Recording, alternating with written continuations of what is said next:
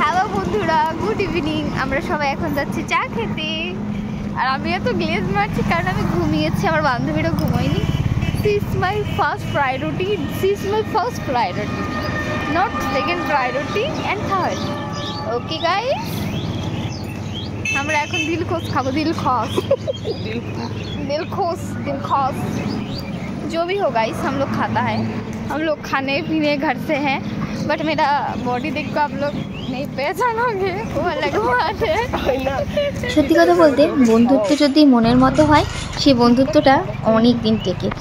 একতরফা কখনো কোনো রকমই সম্পর্ক যেমন চলে না, সেক্ষেত্রে বন্ধুত্বটাও প্রযোজ্য। দেখো, আজকে আমি সুন্দর একটি বিকেলের ভিডিও তোমাদের সাথে শেয়ার করলাম। সত্যি এরকম বিকেলে আমি কত যে বছর পাইনি, আমি নিজেও জানি না। কি মিষ্টি একটা বিকেল, এত সুন্দর হাওয়া দিচ্ছিল, সাথে মাটির ভাঁড়ের চা। উফ, কি টেস্ট! আচ্ছা, তোমাদের মাটির ভাঁড়ের চা খেতে ভালো লাগে নাকি প্লাস্টিকের যে কাপের চাগুলো হয় সেগুলো? আমার তো খুব ভালো লাগে মাটির ভাঁড়ের চা। তারপরে আমরা সব বান্ধবীরা মিলে চা খেলাম। জানো তো এখানে কি একটা ঘটনা হয়েছে, একটা ফ্রেন্ডের চা পড়ে গেছে ওর হাতে, বাট একটু গরম ছিল বলে প্রবলেম হয়নি, নাহলে ছ্যাঁকা লেগে যেত, হয়তো টাকাটা পুড়েও যেতে পারতো। আর দেখো কি খুশি আমরা সবাই। আর ছোটোবেলায় আমরা না এইভাবে দিলখোশ খেতাম, সত্যি খুব ভালো লাগতো।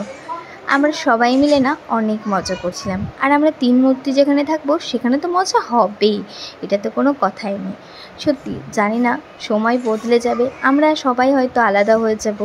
সবার বাচ্চা যখন বড় হয়ে যাবে, কে কোন জায়গায় পড়াশোনা করবে বা চাকরি বাকরি করবে, সেক্ষেত্রে তখন আর দেখা হবে কি না। এই মুহূর্তগুলো সত্যিই খুব সুন্দর, তাই এই সুন্দর মুহূর্তগুলো উপভোগ করতে চাই। তারপরে দেখো এই দোকানটাতে পাঁপড়, দিলখোশ, তারপরে পেঁয়াজি, কি সুন্দর সুন্দর না। আর সত্যি কথা বলতে পেঁয়াজিটা আমরা অল্পই নিয়েছিলাম, ওই ধরো 10 টাকা মতো। ভাবিনি এতটা টেস্টি হবে।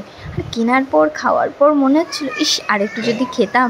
খুব টেস্টি ছিল বন্ধুরা, বিশ্বাস করো, খুব টেস্টি ছিল। আর তারপরে আমাদের বাচ্চাদের পড়াশোনাও হয়ে গেছে।